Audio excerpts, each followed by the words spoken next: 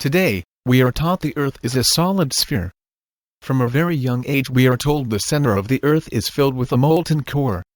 We are taught the Earth was once a large liquid sphere of molten lava revolving around the Sun. We are told over time the crust of the Earth cooled and hardened into the surface we currently inhabit. We are told there are several facts which led scientists to this theory. We are told of volcanoes, which spew lava from inside. We are told Earth has magnetic field, which is produced by a rotating molten iron core. You may also have been shown how a liquid behaves in zero gravity. It compresses itself into the smallest ball it could make. What we are not shown is what happens when this ball of liquid begins rotating. Water about 25 millimeters in diameter, and inside this sphere are a whole bunch of little tiny air bubbles. And we will see what the angular acceleration due to rotation does to these air bubbles as a function of time. What you are observing are the bubbles moving to the center axis of rotation. As a function of time, they will form this rather tightly packed bubble core. These bubbles are kept from coalescing from a small amount of added surfactant to the water. Here we have a rotating sphere filled with bubbles and tea leaves, and as expected, the bubbles go to the center and the tea leaves go to the outside edge, along with a few chunks of orange peel.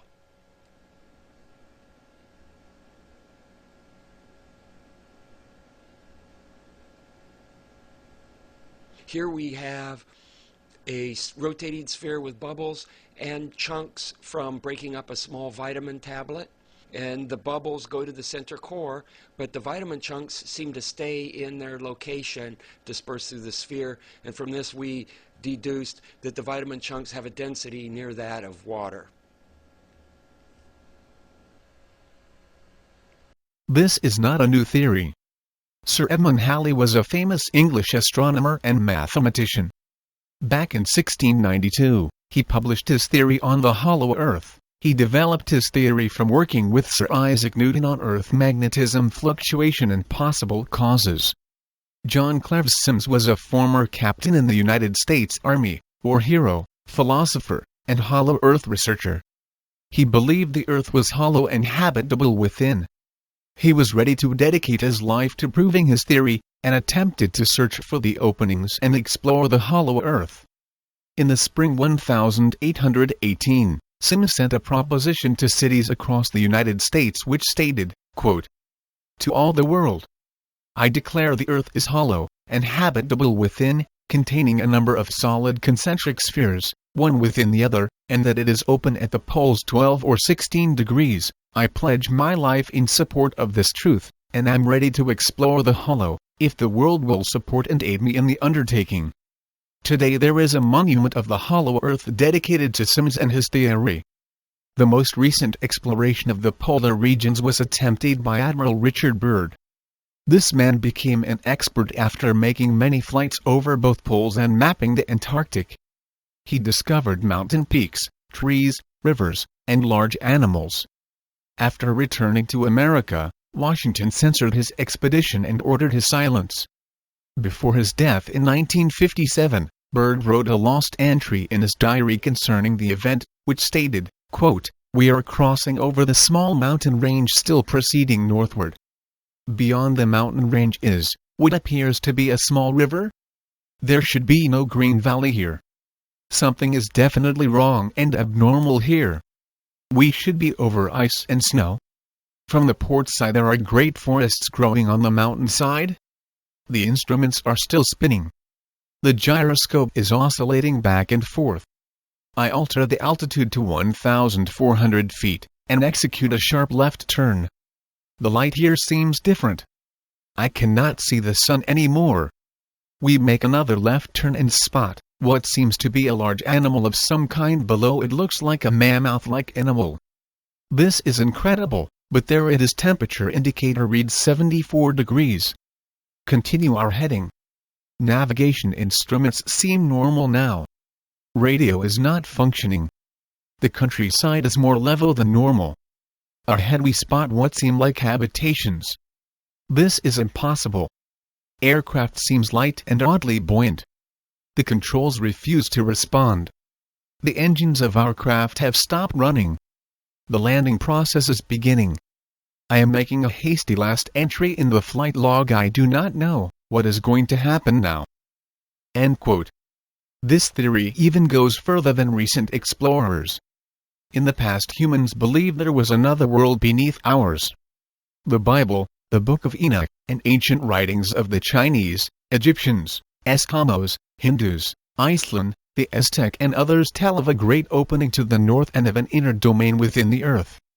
The wise men of these brown race of men under the earth crust. Also that some of their ancestors came from the interior of the earth. Indians' legends tell of tribes living in the earth. Cave drawings in India depict a group of people emerging from a hollow earth, and local legends say they were the first humans to leave the subterranean world to populate the surface world.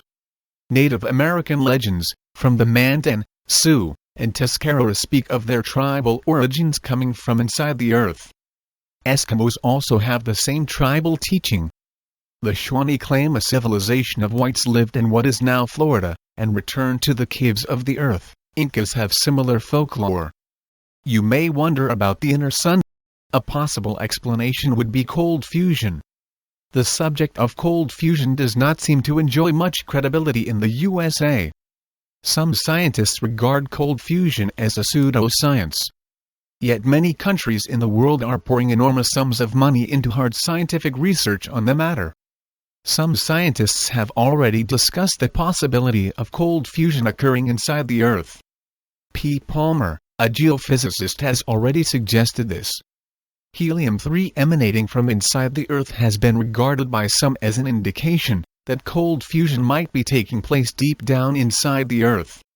If you take a closer look at ancient calendars, you can see most symbols are symmetrical, except for the creatures. Most videos or articles explaining the calendars are just making things up. These calendars are not telling us of time, they do not tell us anything about the heavens, they are all maps. The Mayan calendar is a map of the concave planet. It would get one to wonder why it is that Hollywood would even want to push this conspiracy theory. Of what the Mayans predicted, it was just disinformation. These artifacts are evidence that there is a hollow earth. In the past, humans could have possibly had some interaction with other beings living beneath us, or even possibly originated from the underground. The animals on these calendars do not represent different years, but all the living creatures living on the concave plane that is the Earth. You can see what exactly represents the sun giving light to one part of the Earth, and darkness to the other. You can also see, at least in the Mayan map, there is a layer of water underneath the land. In the past, the Vatican, and the governments they controlled stood firmly on their beliefs, that the Earth was flat. Some say it was out of fear, that the public would realize they were wrong, and that the public would begin to question the credibility of the organizations they received their information from. I think they have always, and still know the truth. I do not think it is out of fear of being wrong, but just to keep the public in the dark, trying to keep them as far from the truth as possible. Ivars, a security consultant, describes his experience interviewing a pilot who claims to have flown in the Arctic many times, and to have seen the gaping hole at the top of the world, which is the entrance to the inner Earth. He claims that many Arctic pilots are very aware of this enigma at the top of the planet, yet agree to remain silent for the sake of their careers.